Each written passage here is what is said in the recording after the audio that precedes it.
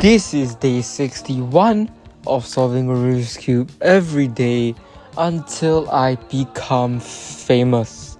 So today's solve was a great solve, but obviously things could obviously be improved.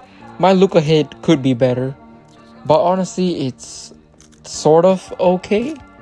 But oh, I just messed up a piece right there, but it's fine because I did just start 61 days ago.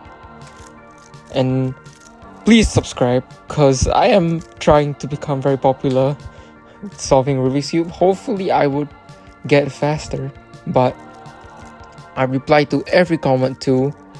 And see you guys tomorrow on day 62. Bye bye.